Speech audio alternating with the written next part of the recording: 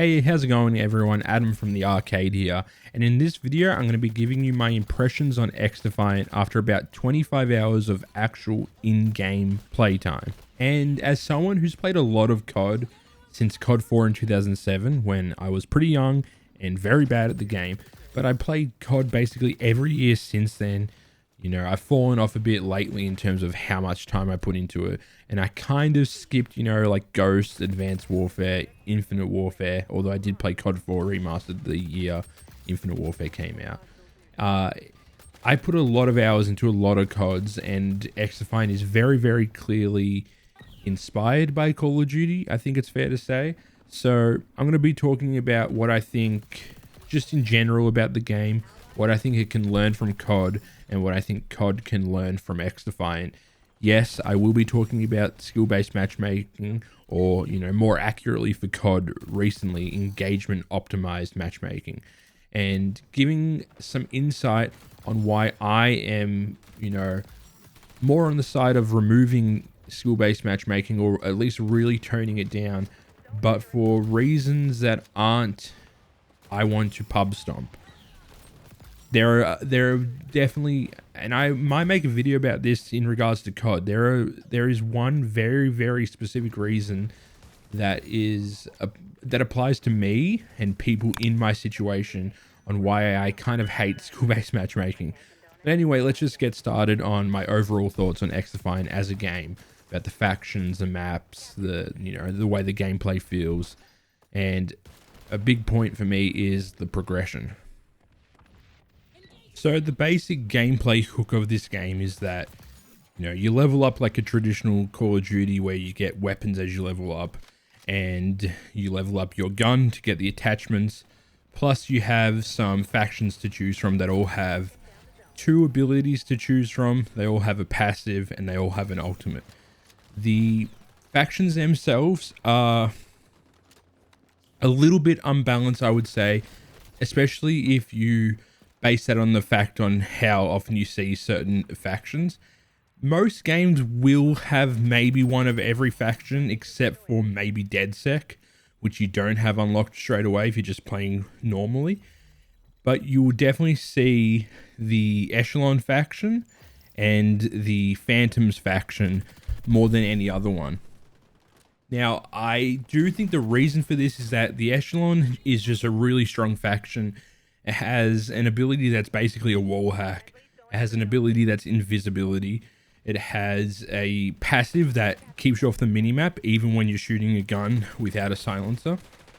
And its ultimate is a 2-shot kill, or 1-shot depending on where you hit the other player.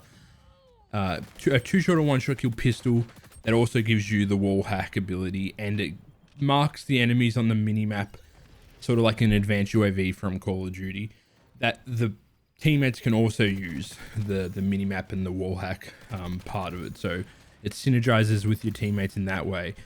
So you see a lot of Echelon players. You see a lot of Phantoms who have like a riot shield ability, but more often than not, people are using the shield barrier ability where you like place it down, it blocks incoming damage. And Phantoms also have 120 base health. Every other faction has 100. So 120 basically means a lot of weapons just take one extra bullet to kill you, but you know, that can be the difference in a gunfight.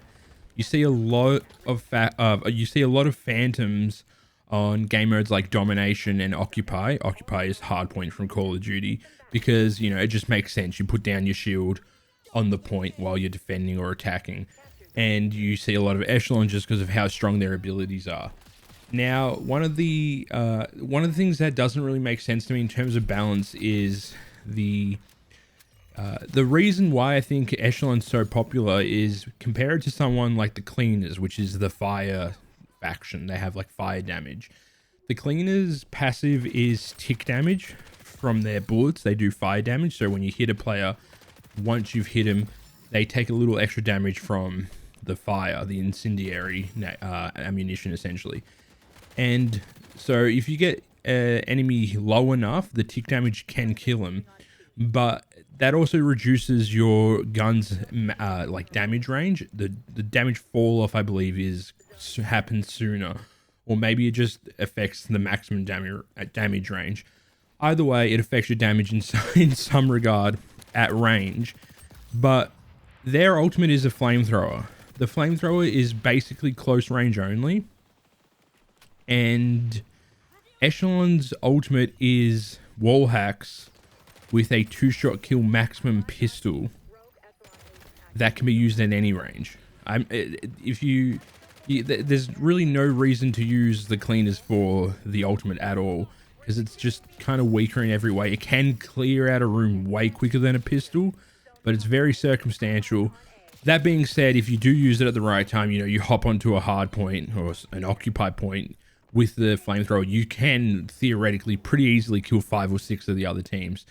But there's just sort of, it's lacking. The Libertad is the medic so far. There are factions that are going to be added, but Libertad at the moment is the only like healing faction where they have, just like a quick stim shot boost if you've played CoD, or like an area of effect health regeneration. Their ultimate is pretty strong. It doubles your health for 10 seconds if you're in the radius of it. And the thing is though, because there's no ranked mode at the moment, there is, but it's just a test ranked mode until season 1. Not many people are using synergizing with their teammates on what to use. It's not like, all right, let's get 2 support, let's get 2 with our barriers, and then you can have an echelon. There's not really that happening. So people that are playing support, and by support I mean Libertad, are sort of just doing it to give themselves a quick health boost, which makes sense. You will passively heal teammates as you're near them when you put your area of effect heals down. But it's not like people, in Overwatch, where it's like, what composition is our team so that I know which support character to use, because there is only one. There is no ranked. And then there's DeadSec, which is the hackers. They're kind of middling. They have a really annoying spider bot that runs up to players and like shocks them. It does a little bit of damage, so if they're low enough, it can kill them. It can kill the enemy. And the other ability they have is you can hack the other team's devices and make it your own, but you need to be looking at the device to hack it. It's not just sort of an area. You need to be looking at that device, which means you're often going to be looking at the other enemy players. So it's kind of circumstantial. You don't get to use it as often as you would like. Their ultimate is just a full disruption, sort of like an EMP from CoD. So yeah, the factions are, while they do keep the gameplay a little more interesting, I definitely see more Echelon and Phantoms than anyone else. But I'm really interested to see how they add to that in the future.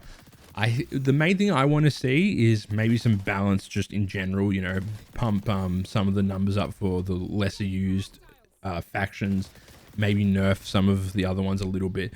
But I kind of just want to see some more support, like healing type factions, or just something that can really bring a team together when ranked comes out, where you want one of these, you want one of these, so that the team, it just makes a bit more sense in terms of team composition.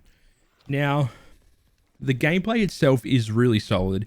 If you like CoD, there's probably something here for you. The main issue that I've had, that a lot of people had, is weird connection issues, even on servers you have great connection to. Like, I'm often on 30 ping or 20 ping, depending on which server they put me on, but I'm still dying around corners. When I'm playing on international servers, I'm dying corners basically every time I die. I don't even know how I was shot. The local servers, the around corners is occasional, just enough to be a bit annoying, but not enough to stop me from playing. The real issue I have is hit detection feels a little bit off, especially for single fire weapons. I'm not sure if it's just the way the characters move, where it's really hard to consistently hit players with like a marksman rifle or something. But sometimes it just feels like my bullets just didn't hit when they should have. And other times, the marksman rifles, though, are just incredible. Like, I'm hitting every shot. So I'm not really sure what's happening. The assault rifles and the SMGs definitely feel better just based on rate of fire. You're going to hit more bullets because you're, shooting more bullets. But the gameplay is solid. If they can sort out the connection issues, the dying behind corners, and really, really nail down the hit detection, The gameplay is actually really good. The movements are a little iffy at the moment. There's a lot of bunny hopping, but that is confirmed to be something that they're working on. It's just, you know, you can get into a sweaty lobby and people just jumping literally non-stop. It's just jumping all the time because you're harder to hit and you don't have any negatives when it comes to aim. The maps are great in my opinion, especially for, it's hard to get competitive 6v6 maps right, and they have for the most part done this. The maps are basically all 3-lane maps. I like all of them except for a couple. I'm not a big fan of Emporium especially, but I really like Arena as the small fast-paced map. I like Showtime. I really like Noodleplex, and basically every other map I like as well except for Emporium, and that's obviously huge. I mainly play Occupy and Domination, so I can't really talk about, you know, the Escort and the other modes as much. Although, you know, I played a little bit of Escort on the New York map and I thought it was fine, but it's just not really a mode that I'm playing at the moment. But for normal 6v6 modes like Hardpoint and Occupy and Domination, I have actually really enjoyed the map design. They're also a lot more vibrant than certain Call of Duties.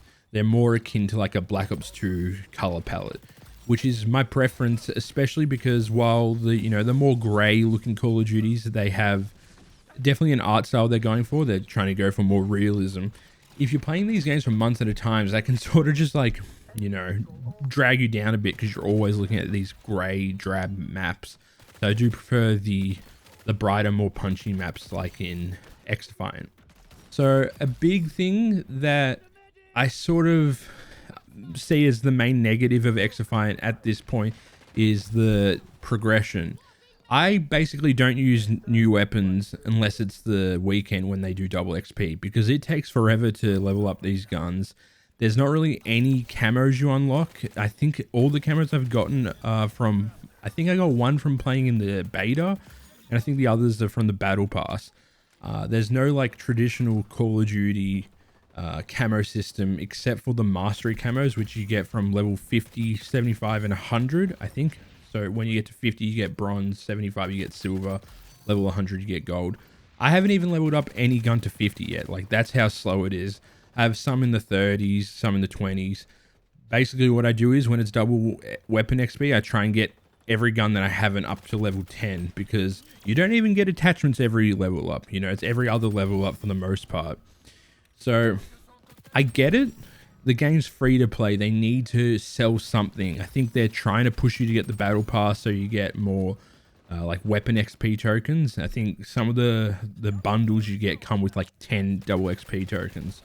So I understand it. They don't want people unlocking everything straight away, but it is kind of frustrating when, you know, you're forced to kind of spend a couple hours with a gun that's not great, and then also it doesn't have any attachments. Although I do think this is intentional. They might speed it up at some point, but it just sort of feels like this is one of the main free-to-play parts of the game where you can really feel they're trying to get you to spend as much time as possible in this game to level up guns to make them viable. All right, so now I want to talk about the big one, and that is the lack of skill-based matchmaking. Now, I'm not certain, but I do believe there is a bit of team balancing. So when you find a game, then within that lobby, they sort of try to make the teams even. And I'm okay with that. That's sort of along the lines of what I feel like old CODs did up until maybe after Black Ops 2. I'm basically fine with the team balancing once you've found a lobby. And the reason why I'm fine with it is because I have joined lobbies where I've gotten destroyed. I joined a lobby where I think 4 of the 6 were over level 100. I was level 40 something, and then the next highest on my team was like 5. So essentially we got unlucky into a game against a party of people that have been playing the game a lot. But then the next game, it was sort of the opposite story. It was basically all new players. I dominated, you know, maybe I should feel bad, but, you know, it was fun to, you know, get 60 kills and die 10 times.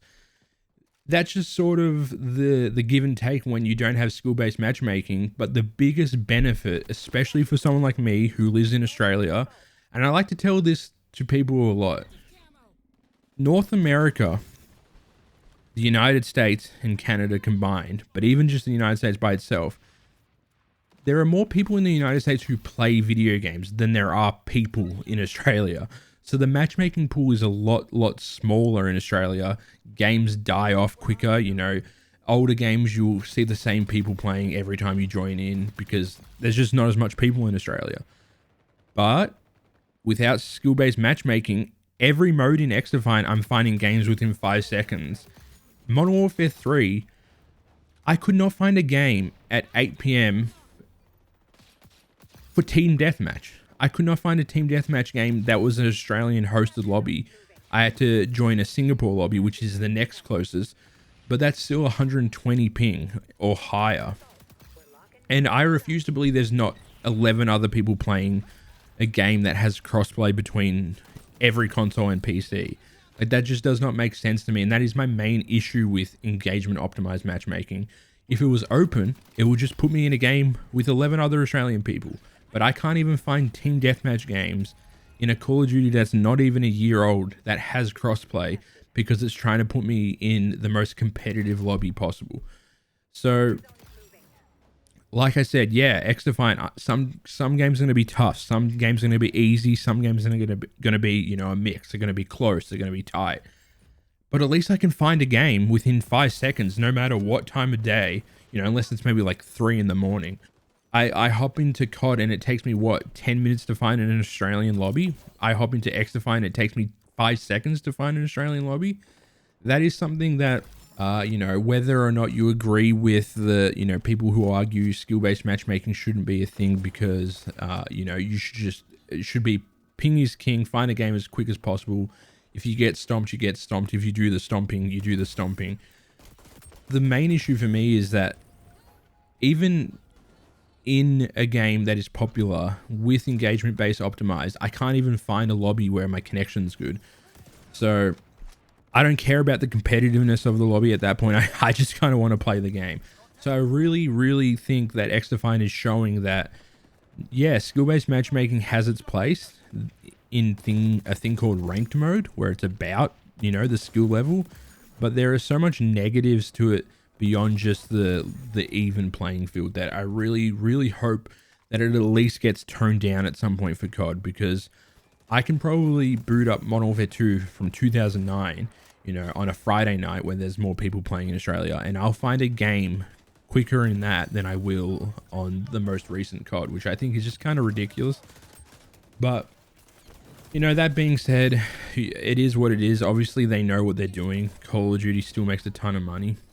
But I just hope that they learn from XDefiant beyond just the competitiveness of the matches, but also, like, these countries with less people playing are actually able to play the game that they want to play because they're prioritizing getting you into a game as fast as possible. So yeah, sorry, I kind of went on a tangent there because this happened really recently where I was trying to play Modern Warfare 3, and it kind of just proved my point about how there is more negatives to skill-based matchmaking than what a lot of people might think, you know, at face value. But I hope you guys enjoyed this video. I hope the gameplay in the background was, you know, decent enough to watch.